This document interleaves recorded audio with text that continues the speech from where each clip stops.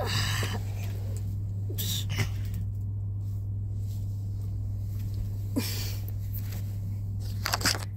good morning guys, it's 7 o'clock in the morning. Hindi nakikita. So 7:02 na guys, so bangon na tayo at tayo ay ready na. So ayun guys, ready na po ako, pero may 2 minutes pa tayo, kaya andito pa tayo. Yung every minute compute. So tara na sa kabilang bahay. Hindi kasi namin kasama sa bahay si Curtis guys. Yun siya sa kabilang bahay. Dito. Yun si Curtis nakatira.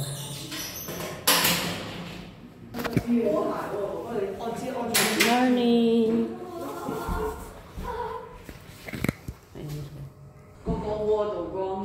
So this is Curtis in the morning. She hiding. He hiding every day. Is fighting with me. Kill me.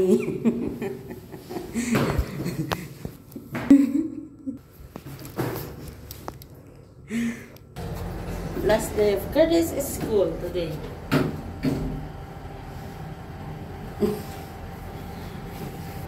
Right, Curtis?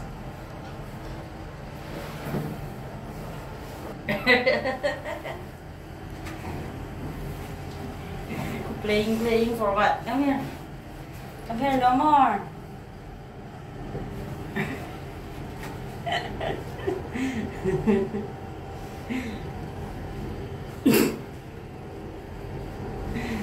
Curtis is now taller than me, guys. Let me show. Come here. I want to show you now. This is too. Look, guys. Last time is too small. When I came here, now he's taller than me. Morning, babe. Now he's taller than me, guys. So, ganun siya kalambing, guys, pag nahatid ko siya sa school. Nakakatuwa. Ang laki-laki na niya, guys. Mas matangkat na sa akin. Dati nung pumunta ako dito ay lampas, ano pa siya. Dito ko lang siya dati, guys. So, ngayon, mas... So, ayun na nga po, guys. At nahatid na natin si Curtis. So, ang ginagawa ko, guys, umuupo muna ako dun sa park. Hindi ko na na-videohan kanina kasi nag-video call kami ng asawa ko. Nagre-rest ako dun ng at least half hour. Tapos naka-alarm ng 8:30, guys. Para pag uwi ko ng bahay, exactly 9 AM ako makakarating, guys. Kasi from Koluntong nilalakad ko hanggang Humantin, guys. Malayo. Malayo nilalakad ko sa paghahatid kay Curtis. Buti na nga lang nung namatay na yung matanda, guys, is yung kasama kong Indonesia na yung nagsusundo. So before, ako lahat yon, yung hatid sundo from market, yung super init, ako dati lahat yun, guys. So pinagpapasalamat ko na lang nung namatay yung matanda, hindi na ako ang nagsusundo. Mas ano kasi, sobrang init pag tanghali dito. So medyo malayo pa tayo sa bahay, guys. So mamaya pang magkakape na ako, video tayo ulit. Ayun na nga po, guys, pag galing natin magsundo, magkakape lang tayo sa umaga, guys. So hindi ako nagbe-bread or anything. Coffee lang talaga ako, guys. Tapos after nito, pag magluluto ako ng breakfast ng aking lalaking employer, guys, si Sinsang, kasi siya lang yung late na kumakain dito ng breakfast. And after that is magmamarket na po tayo, guys. Pero kung hindi ko siya maantay, ay iiwan ko na siya. Ganun ako, guys, pag matagal siyang gumising, nilalayasan ko na siya, pumupunta na ako sa market. So mamaya, guys, see you in the market. So, guys, on the way to market na po tayo. Nandito na tayo sa bus. At sana ako, guys, kung may bakante, sa na lang tayo sa bus. Kung matanda, nukuan ko, guys, kung matanda. So guys, nandito na po tayo sa bahay from market. So Inuwi ko. At saka yung mga pork ay ayan na. Inilagay ko na sa mga lagayan guys. So ayan. I-ready na natin yung mga gagamitin mamaya for dinner. So mamaya tayo mag lunch dahil ito ay nagluluto pa ako ng rice. So ayan ang ating rice. Ang cute niya guys, ang liit oh. Ang liit ng aming rice cooker. So pang lang yan guys, pang isahan. So ito at inire-ready ko na yung mga sibuyas guys. Chef na gagawin ko mamayang hapon. Yan ginagawa ko guys pagka may time. Hinahanda ko na yung mga ginger, garlic, onion, ganyan. Para sa gabi ay magluluto na lang yung gagawin ko. Tsaka yung ibang mga lutuin. So nag-aano ako ng mga sibuyas. Ganyan ang routine ko araw-araw guys. Hindi naman gaano mabigat na yung trabaho dito kasi dalawa kasi kami guys. And then dalawang matanda lang. And then sa gabi lang kami nagluluto dito ng kanilang mga pagkain. Hindi sila nag-lunch dito guys. Pinagluluto ko lang ng breakfast is yung amo kong lalaki. Kaso pag late na siya gumigising guys, iniiwanan ko na siya. Pumupunta na ako sa market. So no choice siya na magluto ng kanyang breakfast. Sa restaurant sila kumakain ng mga lunch. Pero pag sa gabi guys, lahat sila kumakain dito pa, pati yung mga anak nila. So ilan yung mag-asawa tsaka yung dalawang bata. So bali 6 silang lahat sa gabi dito guys. Kaya yung mga niluluto ko ay sadya ay talaga namang napakarami. So ito na ang gagawin natin ng balance. Kami lang pa din sa. Kami ang gagawin natin pero ang mga kaibigan sila magluto. Kami ang gagawin ng market kami sa video. And take out na for na po. Kaya lang ang mga professional din ko din. Kaya ako na ko na sa mga kung na mga iyan. Dito kaya mga sulit. Kita ko din sa kung sa kami din kami lang din. Kung sa kuya shake sa kung din sa dito sa mga guys para sana dito ang mga din. So guys, ito yung sa ko sa sana. Some years ay mga sa. Kasi when kinalas, dito yung kasi ang so ito na po ang aking kanin guys. Ang liit ng kaldero. Para lang sa to guys, sa pangbaon ng bata. So dito na tayo nagluto. So kain na tayo guys. So guys, kain na po tayo. Ito po ang ating ulam for today's video. Ang aking sinigang na buto-buto. So ayan ang ating kanin guys, naka-ready naman na.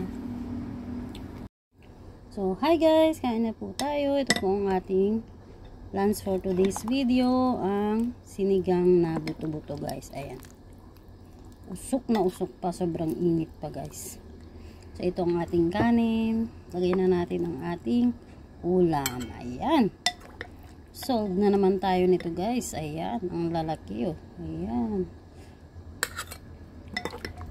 And of course, ang ating gulay. Lagyan natin ng talong. Ayan. Solve na tayo dito guys. Ayan. Meron pa akong panggabi nito. Meron pa akong panghapunan. Tanghalian na ito guys.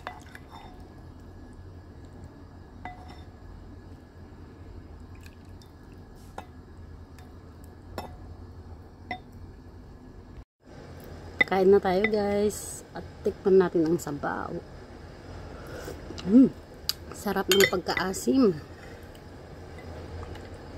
Alam nyo naman, mahilig tayo sa maasim guys.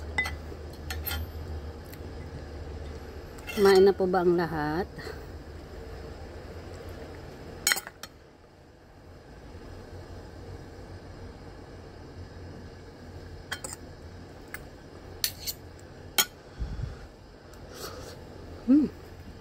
Ang init ng kanin, ang init ng ulam.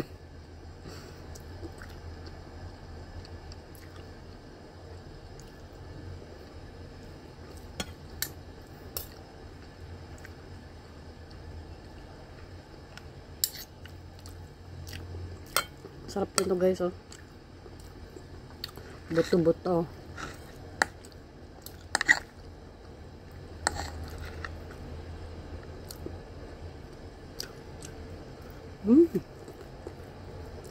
Napakalambot.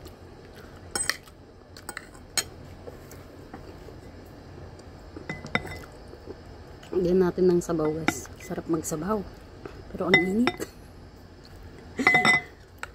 Tapos mamaya guys, ganito yung routine ko everyday dito.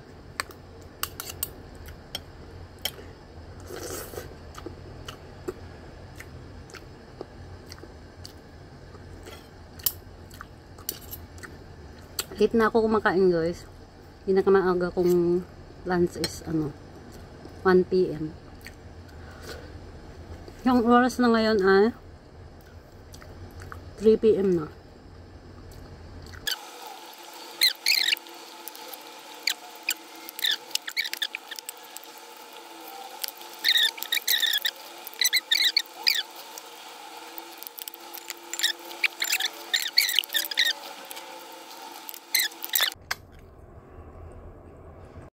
So, alas 6 na po guys. Nagre-ready na tayo for dinner. And ito at nahugasan ko na ang oysters. So, capsicum guys. Na-marinate ko na rin tong beef. Beef at capsicum yan guys. And then ito ay fish na aking ipiprito for today's video guys. Ayan. So, kain muna tayo ng grapes guys. Snack time na. Ayan. Napakatamis itong grapes na to. Seedless. Seedless siya guys. So, kain muna tayo guys.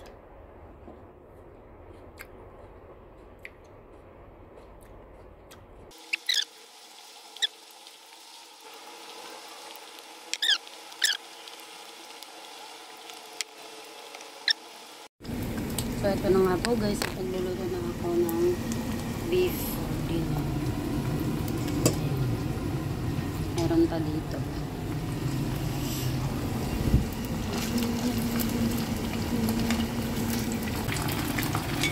Bell pepper.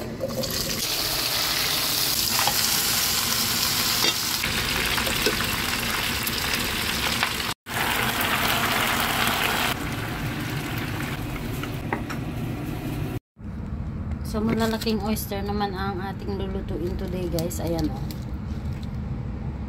Ganyan siya kalaki. Parang hindi kita na malalaki siya. Kasi yung oyster na niluluto ko guys is mga 3 pa nito. Ito malalaki talaga yung talaba na to guys. So, ang pagluluto ko lang dito guys is lalagyan ko lang ng eggs. Ayan. Lagyan natin ng eggs. Kasi malalaki siya guys, oh. Ayan. So, prepare ko na siya para matumulo yung kanyang tubig. Ayan. Para mamaya ay lulutuin na lang natin siya. Ayan po guys. Ready for dinner ang ating talaba.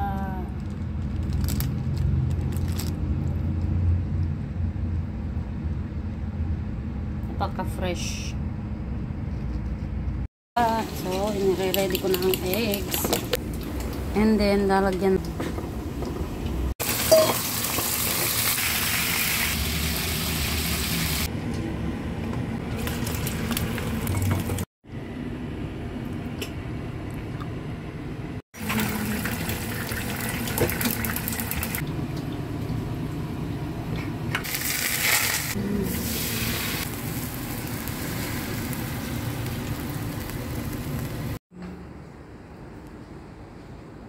So, ready na ang kanilang dinner. Ayan guys, ganyan dito ang setup sa bahay. So, ayun guys, 8:30 na. So, tapos na kami sa gawain sa kusina. So, ito at bedtime na guys. So, ang oras ay 8:30. So, usually natatapos kami ng 8 PM and then maliligo and then eto 8:30 na guys, nag-shower na ako. So ayun lang po guys, maraming salamat sa inyong panonood sa aking a day in my life in Hong Kong. So, hanggang doon na lamang po guys. Thanks for watching. Nandito tayo sa aking kwarto guys. Higa na tayo.